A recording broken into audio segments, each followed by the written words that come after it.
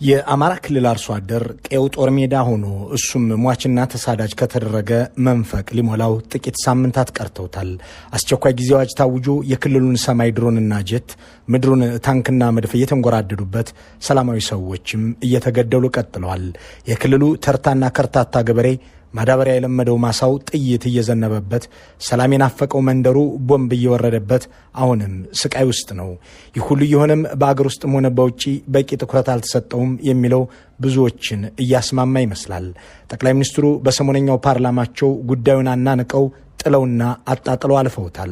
የሀገሩን እግረኛና ታንከኛ መድፈኛና ጀት ያሰማሩበትን ጦርነት የሁለት ደቂቃ ማብራሪያ እንኳን አልሰጡበትም። እኒያ ትግራይ ላይ ድል ያገኙ ሲመስላቸው ፓርላማ ጠርተው 3 እና 4 ሰዓታት የሚናገሩ ጠቅላይ ሚኒስትር ሸኔ ስለሚሉት ታጣቂ ኃይል 4 ዓመት ሙሉ በየአጋጣሚው ሲያብራሩ የከረሙ መሪ በአማራ ክልል ስለሚያካሄዱት ጦርነት የረባ ሐሳብ አልሰነዘሩም። አብይ ይህንን ያደረጉበት ምክንያት ለክልሉ ልሂቃን ወይም ለሕዝቡ በጠቅላላ ንቀት ስላላቸው ነው የሚለውን የሚያነሱ ሰዎች ባለፉት ዓመታት የአማራ ክልልን ልሂቅ አቅርበው በተገለገሉበት ወቅት በሚገባ አይተው ንቀውታል ይላሉ። በጠቅላይ ሚኒስትሩ ታይቶ የተናቀው የክልሉ የፖለቲካ ኃይል ደግሞ ሕዝቡን ለጥቃት አጋልጦታል ሲሉም ያክላሉ። በ10 ሚሊዮኖች የሚቆጠር ሕዝብ ጦርነት ውስጥ ከገባ 6 ወር ሊሞላው ቢሆንም የውጭ መገናኛ ብዙሃንም ሆኑ ዲፕሎማሲያዊ ተቋማት በቂ ሽፋንና ትኩረት ሲሰጡት አይስተዋልም። በእርግጥ ይህ የሆነበትን ምክንያት ሰዎች የተለያየ ሰበብ ሲሰጡት ይስተዋላል።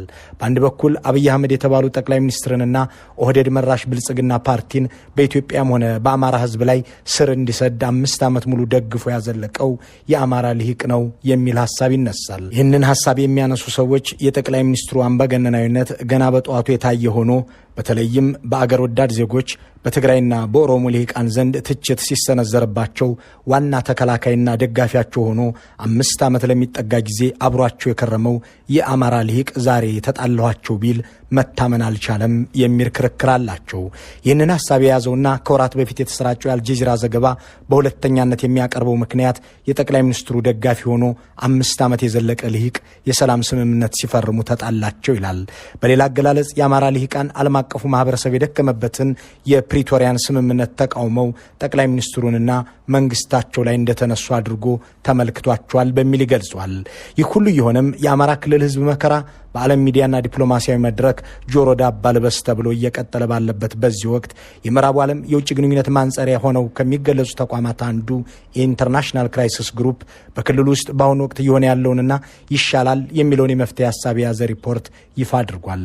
በብዙ የምዕራቡ ዓለም መንግስታትና ተቋማት እንደ ታማኝ ምንጭና የዲፕሎማሲ እይታ ግብዓት የሚቆጠረው ክራይሲስ ግሩፕ ያወጣውን ረዥም ሀተታ በአማርኛ በጥቂቱ መልሰን አዘጋጅተነዋል። እንዲያም ሆኖ አስቀድመን የምንገልጸው ማሳሰቢያ አለን። በዚህ ዝግጅት የምትከታተሉት ሀሳብ ትናንት ኢትዮጵያስ ኦምነስ ኒው ዎር ኢን አምሃራ በሚል ርዕስ ከተነበበው የኢንተርናሽናል ክራይሲስ ግሩፕ ሪፖርት ላይ የተወሰደ እንጂ የኢትዮ ፎረም የመከራከሪያ ሀሳቦችንና መረጃዎችን የያዘ አይደለም።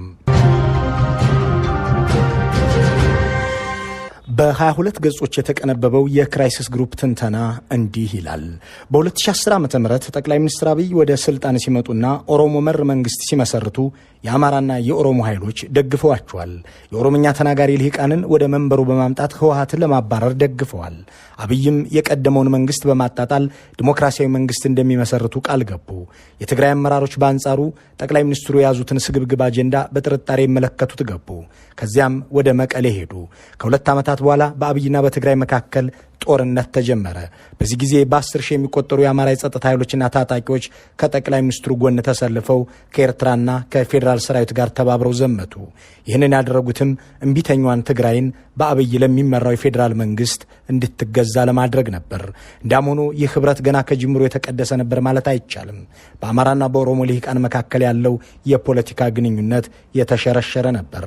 ብዙ የአማራ ልሂቃን ግን በጠቅላይ ሚኒስትሩ ንግግር ተሸንግለው የትግራይን አመራር በመቃወም ከአብይ ጎን ሆነው ተገኙ። አመራሮቹን ከመጥላት በተጨማሪ የግዛት ይገባኛል ጥያቄም አላቸው።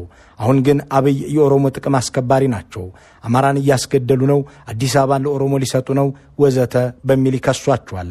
ይህንን በተመለከተ አስተያየት የሚሰጡ የኦሮሞ ብሔርተኞች ደግሞ በአገር አንድነት ስም የአማራ የበላይነት ያለባትን ኢትዮጵያን መልሰው ሊጭኑብን ይፈልጋሉ በማለት ይናገራሉ።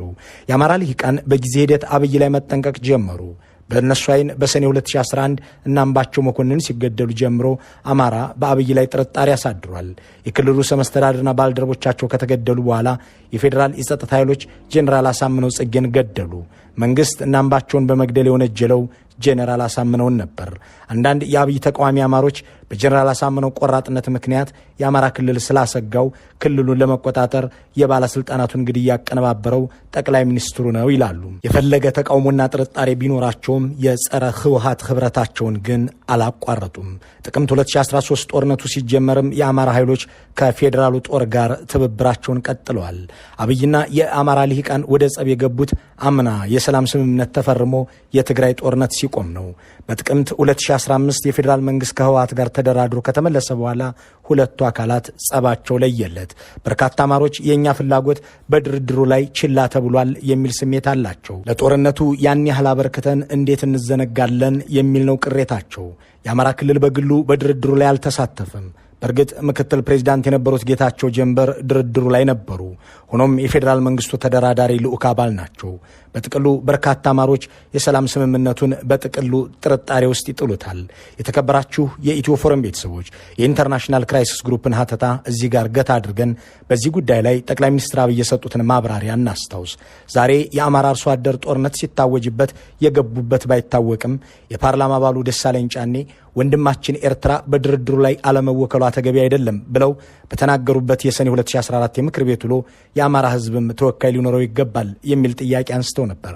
ጠቅላይ ሚኒስትሩ በወቅቱ የሰጧቸው ምላሽ የተዋጋችው ኢትዮጵያ ሌሎችንም ክልሎች ይዛ ነው፣ አማራ ለብቻው ልደራደር ካለ ለብቻው መዋጋት ነበረበት የሚል እንደነበር ይታወሳል። እሱን ተመልክተን ወደ ቀጣዩ እንለፍ። ይህ ድርድር ኤርትራንም ሆነ አማራን ያገለለ እንዳይሆን ማሳሰብ ፈልጋለሁ። የተዋጋውም ኢትዮጵያ ነው፣ የሞተው ኢትዮጵያ ነው። ይህ ዝም ብሎ ነገር ሰንጥቆ ለራስ መውሰድ ትክክል አይደለም። አማራ የሚደራደር ከሆነ አማራ ብቻ ይዋጋ።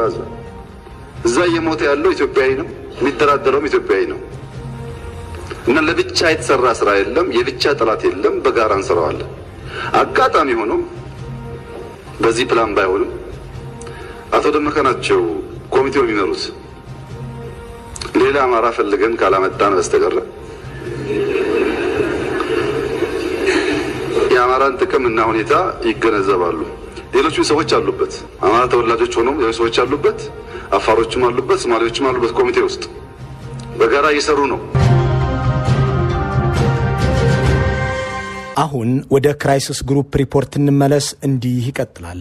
ከትግራይ ጦርነት በኋላ በ10 ሺዎች የሚቆጠሩ የፋኖ ታጣቂዎች ያደረጉት እንቅስቃሴ ከአማራና ከፌዴራል መንግስቱ እንዲሁም ከኦሮሚያ ጋር ውጥረቱ እንዲባባስ አድርጓል። አንዳንዶቹ ከኦሮሚያ ጋር በሚዋሰኑበት አካባቢ ከክልሉ ሚሊሻዎች ጋር ተታኩሰዋል። ሌሎቹ ደግሞ ከኤርትራ ጋር ግንኙነት አላቸው ተብለው የሚገመቱ አሉ። ይህ የአማራ ኃይሎችና ኤርትራ ግንኙነት ደግሞ የፌዴራል መንግስቱን አስቆጥቷል። የፌዴራል መንግስት በውጭ አካላት ይታገዛሉ ማለቱም ለዚህ ነው። ኤርትራ ደግሞ ከፕሪቶሪያ የሰላም ስምምነት በኋላ ከኢትዮጵያ ግዛት ሙሉ በሙሉ ለቆ መውጣት የሚገባው ቢሆንም ያንን አላደረገም።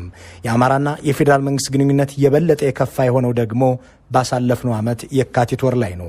የተወሰኑ ኦሮምኛ ተናጋሪ የሃይማኖት አባቶች ከኢትዮጵያ ኦርቶዶክስ ተዋሕዶ ሲኖዶስ ተገንጥለናል ብለው ባወጁበት ወቅት አብይ እነዚህን ሰዎች ይደግፋሉ በሚል አማሮች ወንጅለዋቸዋል። ቤተ ክርስቲያኗንና አገሪቱን ሊከፋፍሉ ጠቅላይ ሚኒስትሩ ጣልቃ ገብተዋል ብለው ያምናሉ። ቤተ ክርስቲያኗ ለአማሮች ውድ ተቋም ስትሆን የኢትዮጵያዊነትም የማዕዘን ድንጋይ ነች። ብዙ የአማራ ህዝብ በሚኖርበት አዲስ አበባና በሌሎች አካባቢዎችም ጥቁር ልብስ ተለብሶ በጉዳዩ ላይ ተቃውሞ እንዲነሳ ቤተ ክህነቱ ጥሪ አቅርቦ ተተግብሯል። በዚህ ጊዜ በፌዴራልና በአማራ ክልል መካከል ትልቅ ውጥረት ተፈጠረ። የፌዴራል መንግስት ከአማራ ክልል ወደ አዲስ አበባ የሚያስገቡ መንገዶችን ዘጋጋ፣ ኢንተርኔትና ስልክ ማቀበ። አብይ በዚህ ወቅት በቤተ ክርስቲያን ውስጥ የተፈጠረውን ችግር በገላጋይነት እፈተዋለሁ ብለው ብቅ አሉ። የተከበራችሁ የኢትዮ ፎረም ተከታታዮች አሁንም የክራይሲስ ግሩፕን ሀተታ ገታ እናድርገውና ጠቅላይ ሚኒስትሩ በቤተ ክርስቲያኗ ውስጥ ችግር እንዲባባስ ካደረጉ በኋላ እንደገና ደግሞ አሸማጋይ ሆነው የተከሰቱበትን የአምናውን ሁነት እናስታውስ። በወቅቱ ነገሩ ለዜጎች ህይወት መጥፋት፣ ለንብረት መውደምና ማህበራዊ መቃቃር ምክንያት እየሆነ እያየን ዝም አንልም ብለው ጣልቃ እንደሚገቡ በግልጽ የተናገሩበት ንግግር እንደነበር አይዘነጋም። በኋላም ጉዳዩ የሚቆጣጠሩት እንዳልሆነ ሲገባቸው ደግሞ የጠፉትን በጎች ይዤ ተመለስሁ ብለው ገላጋይ መስለው ብቅ ማለታቸው ይታወሳል።